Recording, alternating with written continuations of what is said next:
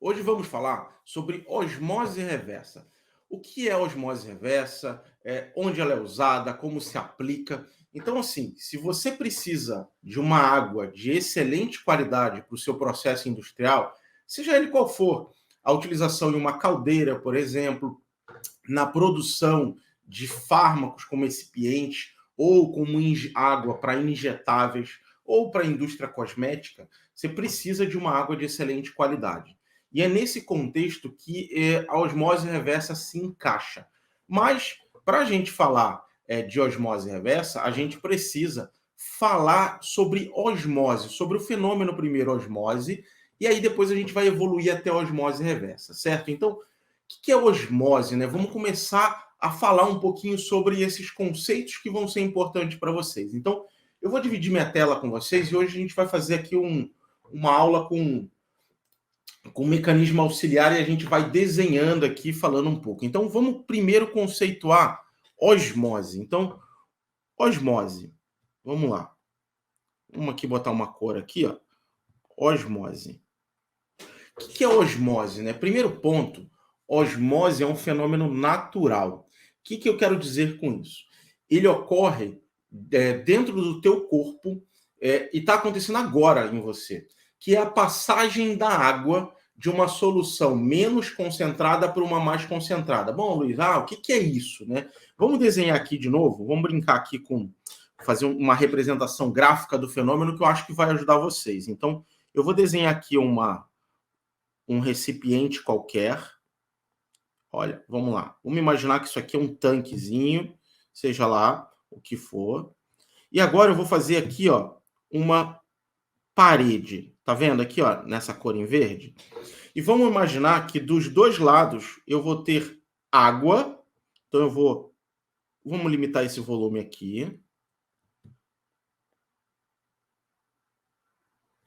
Legal. E o que tem dentro dos dois lados dessa membrana aqui? Ele tem água do lado de cá, ele tem água do lado de cá.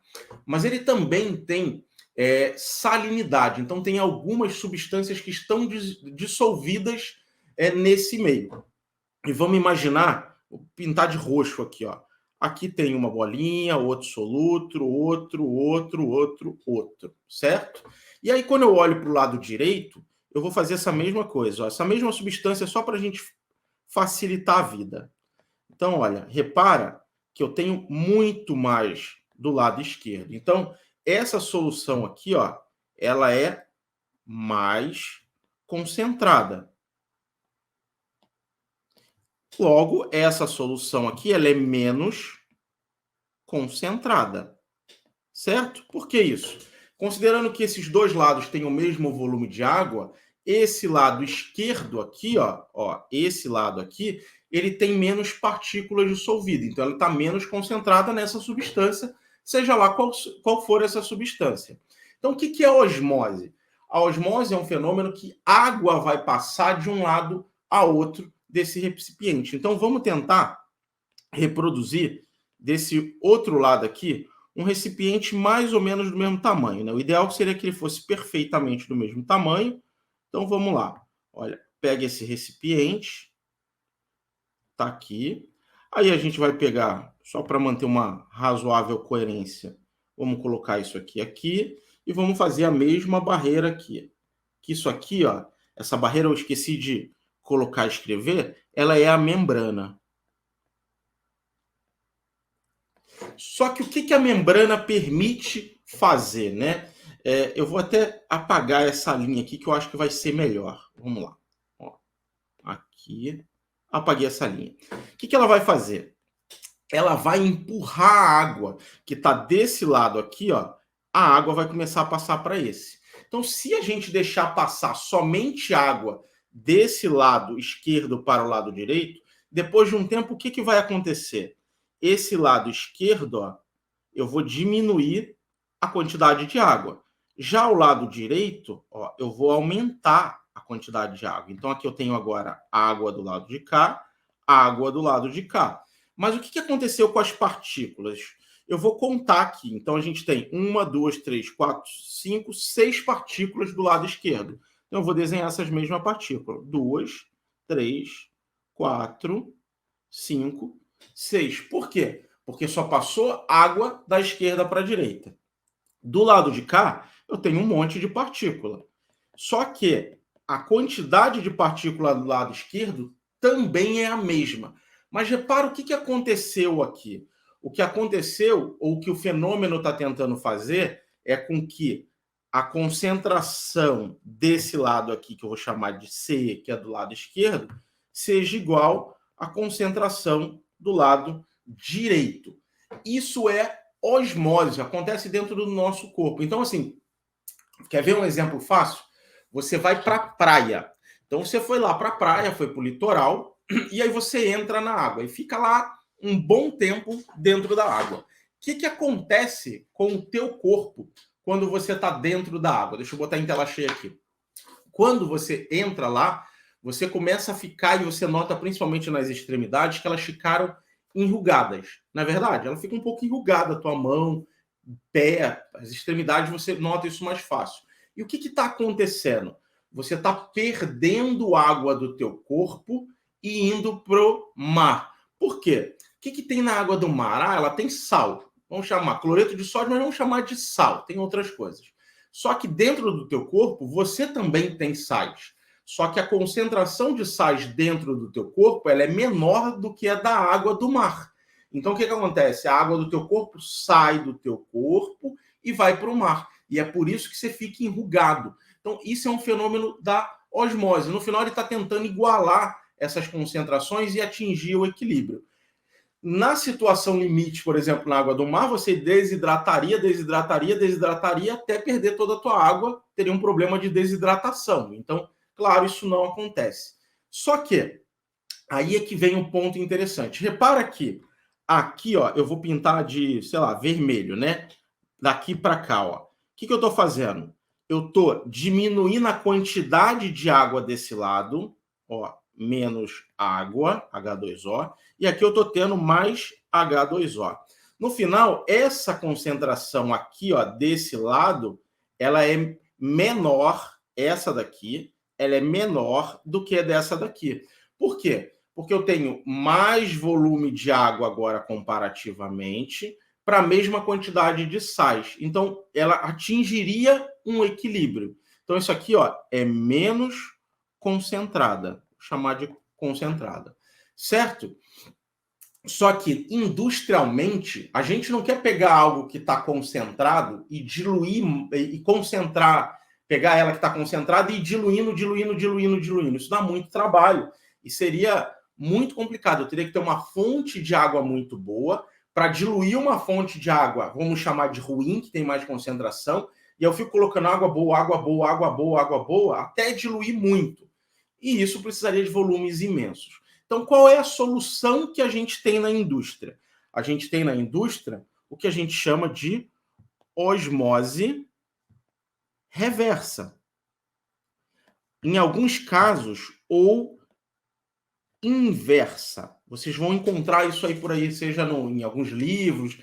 A parte acadêmica tende a chamar até de osmose inversa. O que é isso? A osmose reversa, eu passei água de uma solução menos concentrada para uma mais concentrada. E a osmose reversa? Eu vou desenhar novamente aqui. Ó. Então, vamos fazer um novo recipiente aqui, rapidamente. E vamos brincar de novo com isso. Eu vou pegar isso aqui, vou traçar a minha membraninha. E aqui o nível de água. Vamos fazer a mesma coisa. Então, ó, vou botar aqui, ó, 1, 2, 3, 4, 5, 6. Agora eu vou fazer aqui, ó, 1, 2, 3, 4, 5, 6, 7, 8, 9, 10, 11, 12. O que a gente faz na indústria? Primeiro, esse fenômeno ele não ocorreria naturalmente. Por quê? Porque a gente vai forçar algo que não é espontâneo. Então a gente precisa aplicar uma força. Então eu vou pegar, vir do lado de cá, ó, vamos botar ela de vermelho. Ó, vou vir aqui desse lado da membrana e vou aplicar uma força. O que é essa força para a gente na indústria? A gente vai chamar que é uma pressão. Ok. Apliquei pressão de um lado da membrana. Então, aqui, ó, ela não está dividida aqui, ó. Então, eu aplico somente do lado direito, certo? Depois de um tempo que eu estou aplicando essa força, o que vai acontecer? Vamos fazer mais uma vez o recipiente aqui. Vem para cá. E agora eu vou fazer a minha membrana aqui. Ó. Na verdade, vamos apagar de novo isso aqui. Eu estou aplicando força desse lado aqui, certo? Desse lado aqui, ó. Então, o que a gente vai fazer com isso? A gente vai pressurizar e empurrar essa membrana, essa água, na verdade. Então, vamos lá, deixa eu botar a tela aqui. Então, eu vou aplicar força aqui, ó. Desenhei já para vocês. Vou aplicar força do lado de cá, ó, aqui. E aí, o que vai acontecer com isso? Vai acontecer o seguinte: agora, essa água vai diminuir o volume. Ela veio para cá, por exemplo. E ao outro lado, ela vai aumentar o volume de água aqui. Então, mas o que acontece com as partículas? Do lado de cá, eu continuo tendo as 6. E do lado de cá, eu continuo tendo as 12 partículas. Repara que a massa, se eu considerar que a membrana não deixou passar nada, continua do mesmo lado, o número de partículas de um lado. Só que o que aconteceu com essa concentração aqui, ó? Essa daqui, a concentração é menor. Então, eu estou fazendo uma água mais purificada, com menor concentração de sais. Então, assim, industrialmente, do outro lado, eu não tenho exatamente uma solução, né? Então, eu estou passando no momento zero, não tem água nenhum, eu passo na membrana e eu vou fazendo com menor quantidade de sais possíveis. Então, isso aqui é o que a gente chama de osmose reversa. É isso que acontece na tua planta. Então, deixa eu mostrar para vocês aqui, ó. Vamos ver se foca. Tá vendo isso aqui? Isso aqui é um pedaço de uma membrana. Então, a membrana ela tem normalmente 8 polegadas, que é o diâmetro dela, por 40 de comprimento.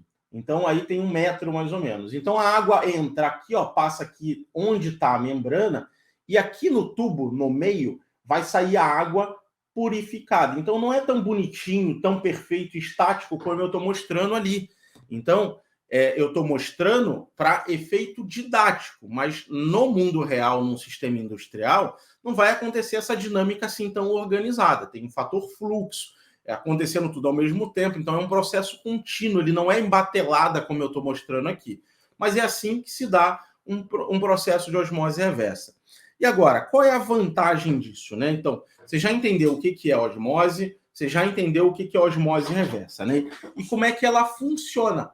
Agora, é possível você pensar, poxa, Luiz, mas por que eu tenho que aplicar pressão, por exemplo? Por que a pressão é alta? E, ou ainda, você que é operador e está numa planta, você já trabalhou em algumas plantas, poxa, eu trabalhava na planta lá no sul do país e a pressão que eu tinha que aplicar na minha osmose reversa era de 10 bar. Pô, e agora eu trabalho, sei lá, no centro-oeste com osmose reversa, eu preciso aplicar 16. Pô, não é tudo osmose reversa? Não é tudo a mesma coisa? E a resposta é não. Por quê? À medida que você faz isso aqui, ó, vou voltar aqui para a tela para vocês verem. À medida que você concentra, então aqui, ó, eu vou botar de um outro verde aqui, por exemplo. À medida que você concentra isso aqui, quanto maior for a concentração desse lado aqui, ó, se eu aumentar, por exemplo, vai gerar uma contrapressão. Na verdade, a maior contrapressão está ligado a isso aqui, ó, a esse lado aqui, ó. Por quê? Porque como eu estou pressionando isso, jogando pressão aqui, ó, pressão, eu estou concentrando isso. Então, quanto mais eu concentro, mais pressão eu tenho que aplicar para resistir. E isso dá para ser calculado matematicamente. Então, o que a gente chama de pressão osmótica, ó, vamos chamar aqui, ó, pressão osmótica, que tem a ver com a pressão da bomba que você vai aplicar, não é só isso, mas é um dos fatores, Então, a gente chama de pressão osmótica esse númerozinho π aqui. Ele é igual a concentração vezes o R, que é lá da constante dos gases ideais, vezes a temperatura T. Então, essa expressão matemática aqui, ó, vai ajudar a gente a ter a pressão osmótica.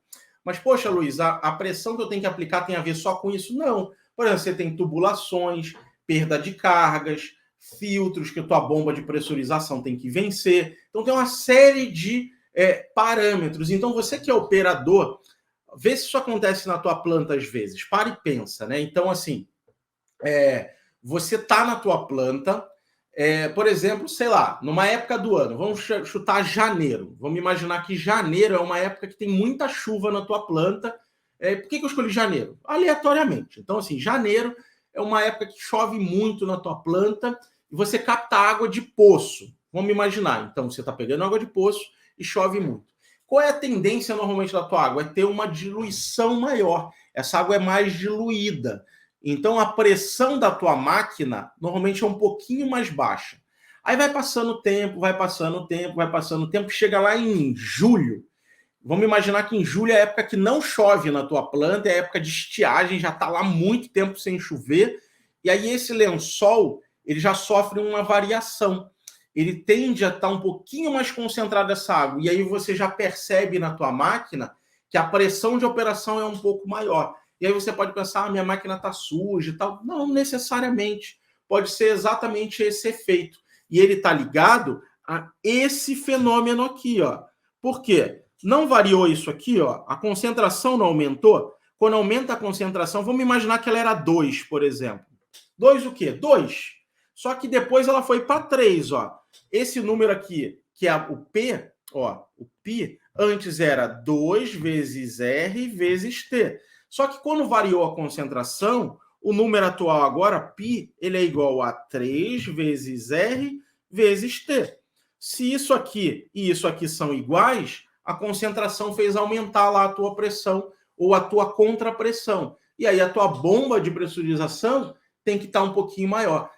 Sacou a ideia? Então você que está na área aí, que está operando a máquina, que está vivendo o dia a dia, é importante ter esses conceitos na tua cabeça, porque você consegue pegar e falar com o teu engenheiro, olha, a máquina não está com problema, ela variou a concentração. Tá vendo aqui, você está comparando lá com janeiro, e agora em julho, o mundo é outro, é um outro cenário. Você não pode comparar duas coisas diferentes. A gente precisa arrumar um jeito de descontaminar esse número.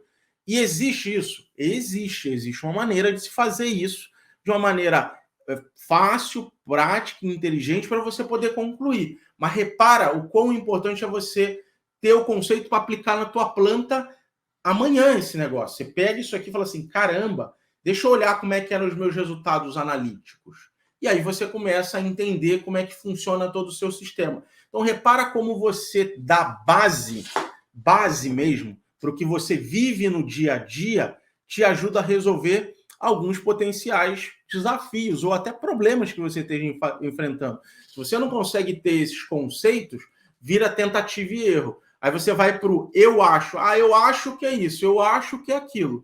E eu acho é muito ruim. E é muito ruim porque você não tem exatamente a explicação. Um monte de gente pode achar.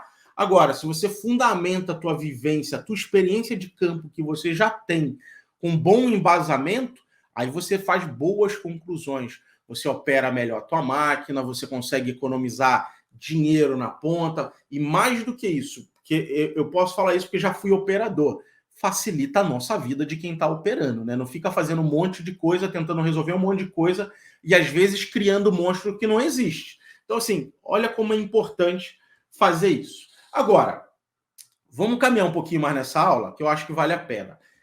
Ponto legal que eu acho que vale muito a pena a gente falar é o que é a membrana de osmose reversa. Para fazer essa água, você precisa passar numa membrana. Então, eu vou fazer mais uma vez, eu mostrei a membrana e eu vou mostrar daqui a pouquinho de novo. Então, a membrana de osmose reversa, gente, ela é muito interessante. Por que ela é interessante? Então, vamos aqui, ó, vamos escrever aqui, ó, membrana de osmose reversa. O que é a membrana? Então, a membrana ela é por onde a água vai passar para conseguir produzir a água purificada, permeada do outro lado. Mas para que ela passe, ela tem algumas características, né? Então vamos desenhar aqui rapidamente um pouco do que são essas características. Então, assim, ó, vamos imaginar, eu vou fazer aqui 3 retas, vou botar cores diferentes, inclusive, tá? Vou fazer isso aqui.